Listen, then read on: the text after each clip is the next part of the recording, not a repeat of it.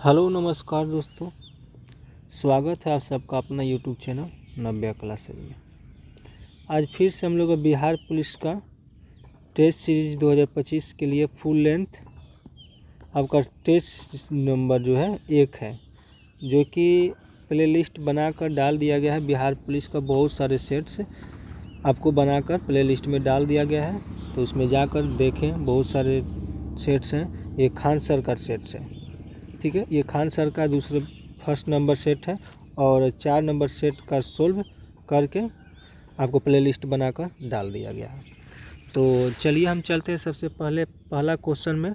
अगर आप इस चैनल पर पहली बार वीडियो देख रहे हैं तो आप प्लीज़ आप चैनल को सब्सक्राइब कर लें, ताकि आपको अच्छे वीडियो PDF अगर मिलते रहें। अगर आप इसका PDF चाहिए तो कमेंट करें और आप कमेंट में बताएं कि हमको PDF चाहिए, आपको PDF अवेलेबल हो जाएगा। तो चलिए हम चलते हैं सबसे पहला क्वेश्चन में।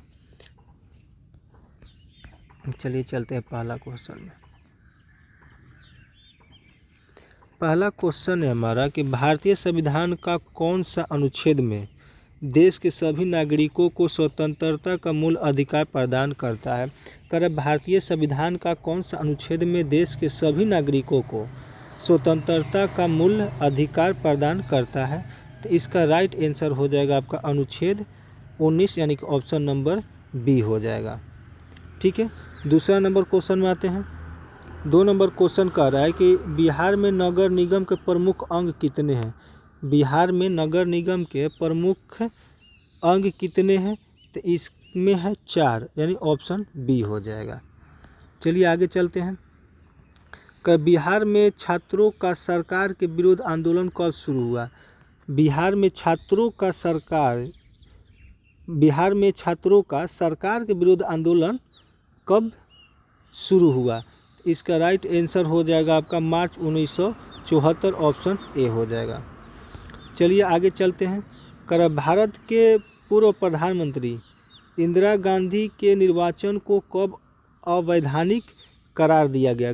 भारत के पूर्व प्रधानमंत्री इंदिरा गांधी के निर्वाचन को कब अवैधानिक करार कर दिया गया, ठीक है। इसका राइट आंसर हो जाएगा 12 जून 1975, यानी कि ऑप्शन सी हो जाएगा। चलिए आगे चलते हैं 5 नंबर क्वेश्चन में। भारत में आपातकाल किस तारीख को घोषित किया गया था। भारत में आपातकाल किस तारीख को घोषित किया गया, तो ये आपको 25 जून 1975 में, यानी कि ऑप्शन ए हो जाएगा। 6 नंबर क्वेश्चन है कि भारत के किस राज्य में हिंदी को राजभाषा बनाने के विरुद्ध आंदोलन चलाया गया। भारत के किस राज्य में हिंदी को राजभाषा बनाने के विरोध में आंदोलन चलाया गया, तो इसका राइट आंसर हो जाएगा तमिलनाडु, ऑप्शन डी हो जाएगा। 7 नंबर क्वेश्चन है कि दलित पैंथर भारत के किस जिले के दलितों के सामाजिक आर्थिक बदलाव से संबंधित है। दलित पैंथर भारत के किस जिले के दलितों के सामाजिक आर्थिक बदलाव से संबंधित है, तो इसका राइट आंसर हो जाएगा आपका महाराष्ट्र, ऑप्शन बी हो जाएगा। चलिए हम आगे चलते हैं। 8 नंबर क्वेश्चन है कि भारत में सूचना का अधिकार कब लागू किया गया। भारत में सूचना का अधिकार कब लागू किया गया, तो ये आपको किया गया जून 2005 में, ऑप्शन ए हो जाएगा। 9 नंबर क्वेश्चन है कि बांग्लादेश में संविधान संशोधन कब किया गया। बांग्लादेश में संविधान संशोधन कब किया गया, तो इसका राइट आंसर होगा 1975 में, ऑप्शन डी हो जाएगा। 10 नंबर क्वेश्चन है कि लोकतंत्र का परिणाम किसे कहा गया। लोकतंत्र का परिणाम किसे कहा गया, इसका राइट आंसर हो जाएगा आपका मतदाता, ऑप्शन सी। 11 नंबर क्वेश्चन है कि द्वितीय विश्व युद्ध का प्रमुख कारण क्या था। द्वितीय विश्व युद्ध का प्रमुख कारण क्या था, तो वर्साई का संधि, ऑप्शन सी हो जाएगा। वर्साई का संधि, ऑप्शन सी हो जाएगा। 12 नंबर क्वेश्चन है कि विश्वव्यापी आर्थिक मंदी किस काल में आया। विश्वव्यापी आर्थिक मंदी किस काल में आया, इसका राइट आंसर हो जाएगा आपका 1929 से 1930, यानी कि ऑप्शन ए हो जाएगा। 13 नंबर क्वेश्चन है यूरोप में नाजीवाद और फासीवाद का उदय कब हुआ। यूरोप में नाजीवाद और फासीवाद का उदय कब हुआ? इसका राइट आंसर हो जाएगा आपका प्रथम युद्ध के बाद, यानी कि ऑप्शन सी हो जाएगा। 14 नंबर क्वेश्चन के जापान द्वारा पर्ल हार्बर पर आक्रमण कब हुआ? जापान द्वारा पर्ल हार्बर पर आक्रमण कब हुआ? तो इसका राइट आंसर हो जाएगा 7 दिसंबर 1941, यानी कि ऑप्शन ए हो जाएगा। चलिए आगे चलते हैं हम। 15 नंबर क्वेश्चन है कि द्वितीय विश्व युद्ध के दौरान हिरोशिमा नागासाकी पर परमाणु बम किसने गिराया? द्वितीय विश्व युद्ध के दौरान हिरोशिमा और नागासाकी पर परमाणु बम किसने गिराया? तो इसका राइट आंसर हो जाएगा संयुक्त राज्य अमेरिका, यानी कि ऑप्शन सी हो जाएगा। 16 नंबर क्वेश्चन है कि द्वितीय विश्व युद्ध के परिणाम स्वरूप कौन सी संस्था स्थापित हुई? द्वितीय विश्व युद्ध के परिणाम स्वरूप कौन सी संस्था स्थापित हुई? इसका राइट आंसर हो जाएगा आपका 16 का संयुक्त राष्ट्र, यानी कि ऑप्शन बी हो जाएगा। 17 नंबर क्वेश्चन है कि वर्साई की संधि किस वर्ष हस्ताक्षरित की गई थी? वर्साई की संधि किस वर्ष हस्ताक्षरित की गई थी? इसका राइट आंसर हो जाएगा आपका 1919, ऑप्शन सी हो जाएगा। 18 नंबर क्वेश्चन है कि हिटलर की आक्रामक नीति ने किस देश को अंतर्राष्ट्रीय बिरादरी से अलग कर दिया? हिटलर की आक्रामक नीति से किस देश को अंतर्राष्ट्रीय बिरादरी से अलग कर दिया गया? इसका राइट आंसर हो जाएगा आपका जर्मनी, ऑप्शन बी हो जाएगा। 19 नंबर क्वेश्चन है कि संथाल विद्रोह के मुख्य नेता कौन था? संथाल विद्रोह के मुख्य नेता कौन है? ठीक है, तो ये है आपका सीधो, ऑप्शन ए हो जाएगा। 20 नंबर क्वेश्चन है कि बैस्टिल का पतन कब हुआ? बैस्टिल का पतन कब हुआ? तो इसका राइट आंसर हो जाएगा 14 जुलाई 1789, यानी ऑप्शन सी हो जाएगा। 21 नंबर क्वेश्चन है कि भारत की स्थल सीमा की कुल लंबाई कितनी है? भारत की स्थल सीमा की कुल लंबाई कितनी है? इसका राइट आंसर हो जाएगा 15,200 किलोमीटर, ऑप्शन बी हो जाएगा। चलिए हम आगे चलते हैं।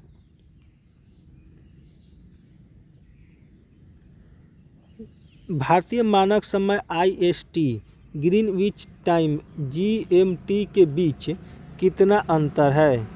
भारतीय मानक समय और ग्रीनविच टाइम के बीच का अंतर कितना है? तो ये है 5.5 घंटा का, ऑप्शन बी हो जाएगा।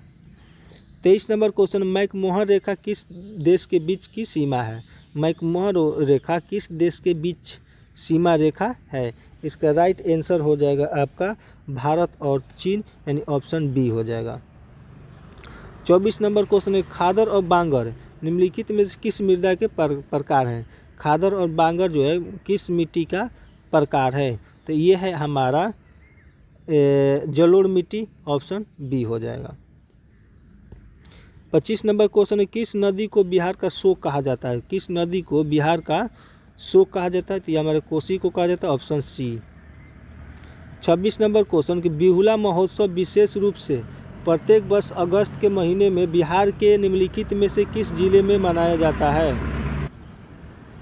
बिहुला महोत्सव विशेष रूप से प्रत्येक वर्ष अगस्त के महीने में बिहार के निम्नलिखित में से किस जिले में मनाया जाता है? तो इसका राइट आंसर हो जाएगा आपका भागलपुर, ऑप्शन ए हो जाएगा। 27 नंबर क्वेश्चन है कि बिहार में न्यूनतम जनसंख्या घनत्व वाला जिला कौन सा है? बिहार में न्यूनतम जनसंख्या घनत्व वाला जिला कौन सा है? तो 27 का हो जाएगा हमारा ऑप्शन ए, पूर्णिया। चलिए आगे चलते हैं। 28 नंबर क्वेश्चन है कि भारत की जनगणना 2011 के अनुसार बिहार में लिंगानुपात क्या है? भारत की जनगणना 2011 के अनुसार बिहार में लिंग अनुपात क्या है? तो ये है हो जाएगा 918, ऑप्शन ए हो जाएगा। बिहार में प्रथम भारतीय प्रबंधक संस्थान IIM, ठीक है, की स्थापना किस शहर में हुई थी? बिहार में प्रथम भारतीय प्रबंधक संस्थान की स्थापना किस शहर में हुई थी? तो ये हो जाएगा आपका गया में, ऑप्शन बी हो जाएगा। अगला क्वेश्चन है कि दिल्ली के सिंहासन पर बैठने वाला प्रथम बिहारी शासक कौन था? दिल्ली के सिंहासन पर बैठने वाला प्रथम बिहारी शासक कौन था?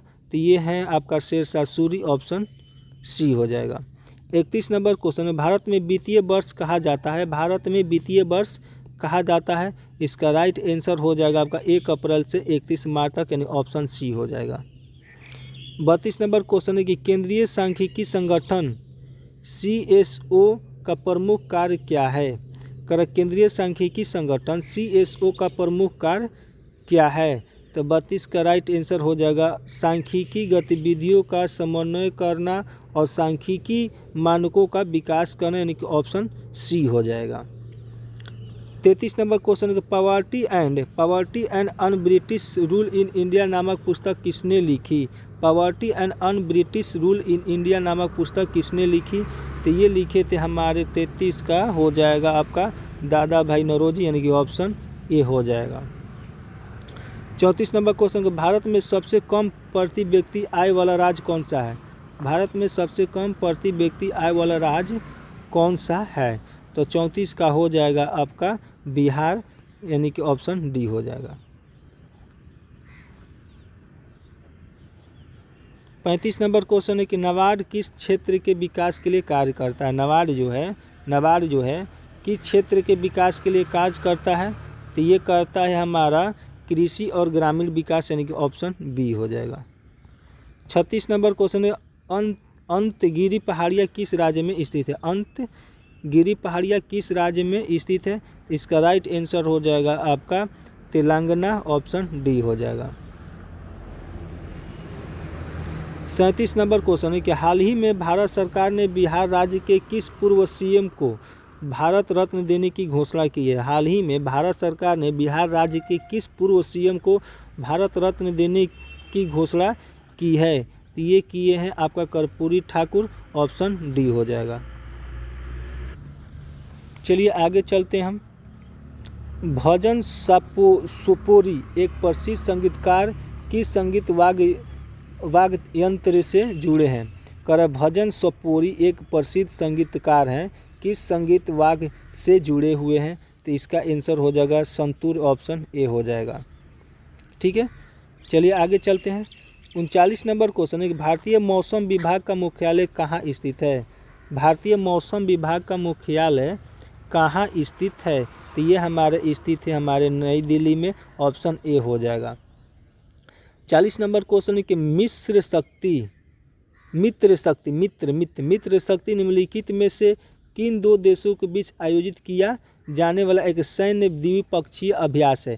मित्र शक्ति निम्नलिखित में से किन दो देशों के बीच आयोजित किए जाने वाला एक सैन्य द्विपक्षीय अभ्यास है।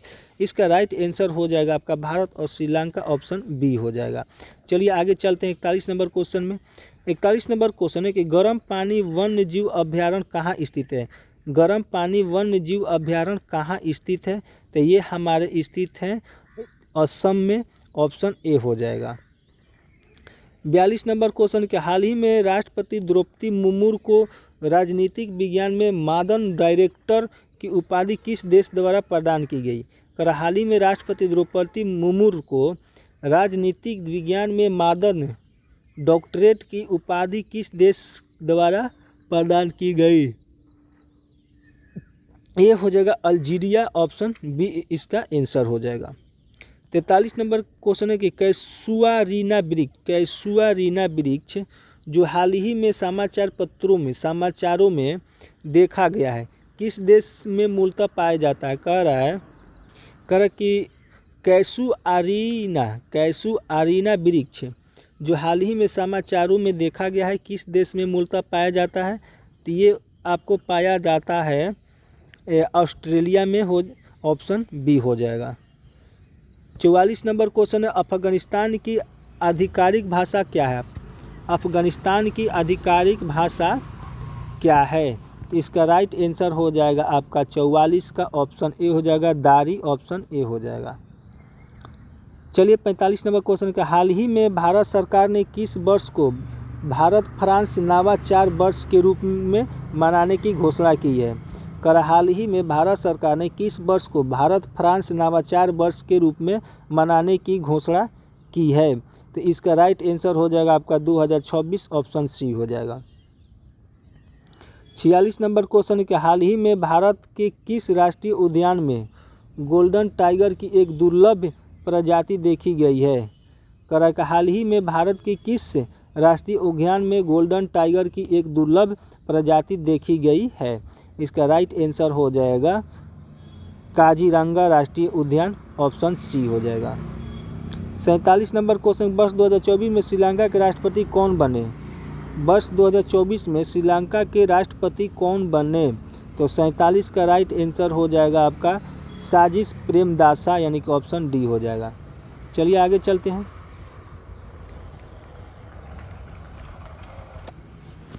48 नंबर क्वेश्चन है कि विश्व विरासत दिवस 2024 का विषय क्या है?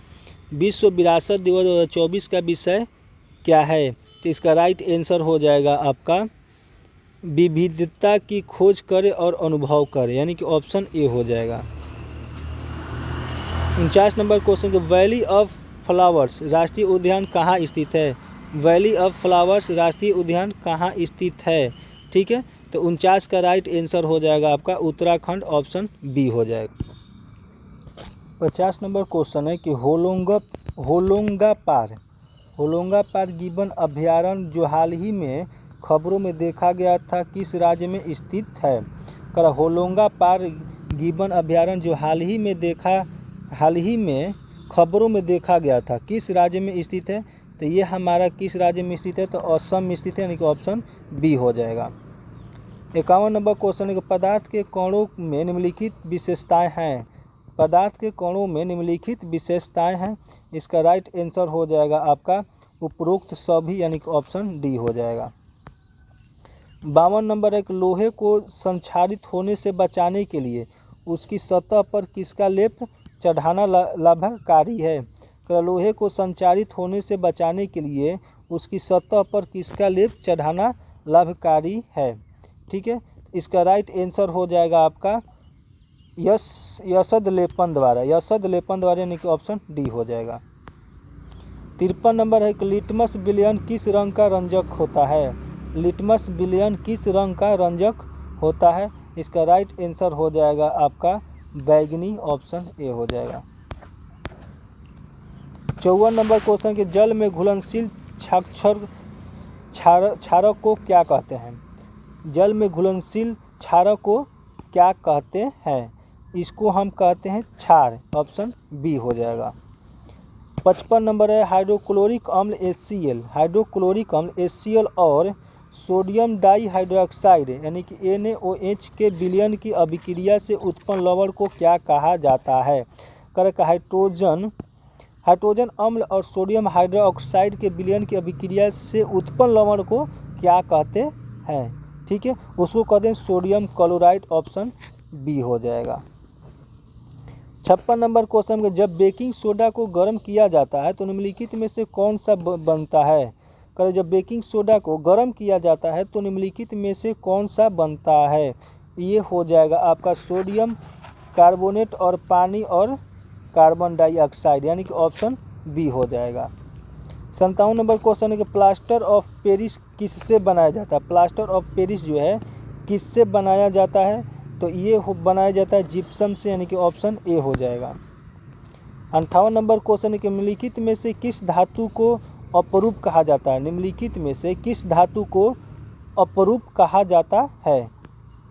ठीक है, अपरूप कहा जाता है। तो इसका राइट आंसर हो जाएगा आपका कार्बन को, यानी कि ऑप्शन डी हो जाएगा। 59 नंबर क्वेश्चन कि एल्युमिनियम की सतह पर मोटी ऑक्साइड परत बनाने की अभिक्रिया को क्या कहा जाता है? एल्युमिनियम की सतह पर मोटी ऑक्साइड परत बनाने की प्रक्रिया को क्या कहा जाता है? ये आपको कहा जाता है एनोडाइजिंग, यानी कि ऑप्शन बी हो जाएगा। 60 नंबर क्वेश्चन कि जब धातुएं जल के साथ अभिक्रिया करती है तो सामान्यतः क्या होता है? जब धातुएं जल के साथ अभिक्रिया करती है तो सामान्यतः क्या होता है? ये होता है आपका हाइड्रोजन गैस निकलती है, यानी ऑप्शन ए हो जाएगा। चलिए आगे चलते हैं।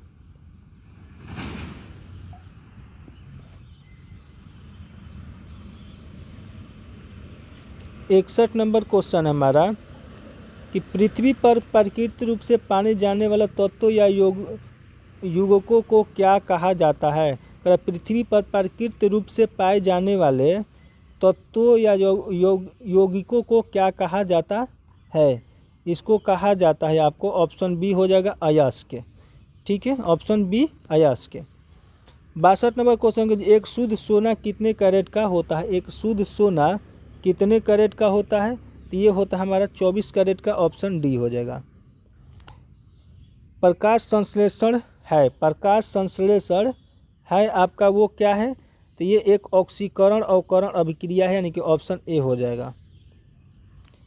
मनुष्य में रक्तचाप को मापने के लिए किस उपकरण का उपयोग किया जाता है?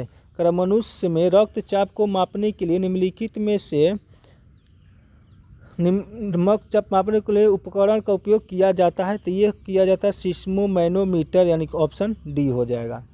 ठीक है, चलिए हम आगे चलते हैं। 65 नंबर क्वेश्चन है कि मानव में प्रमुख उत्सर्जन उत्पाद क्या होता है? मानव में प्रमुख उत्सर्जन उत्पाद क्या होता है? इसका राइट आंसर हो जाएगा आपका यूरिया, ऑप्शन ए हो जाएगा। 66 नंबर क्वेश्चन है मेरुज्जू का मुख्य कार्य क्या है? मेरुज्जू का मुख्य कार्य क्या है?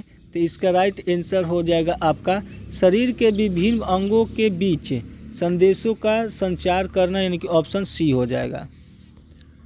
67 नंबर क्वेश्चन है कि प्राकृतिक चयन द्वारा प्रजातियों के विकास के सिद्धांत को किसने दिया था?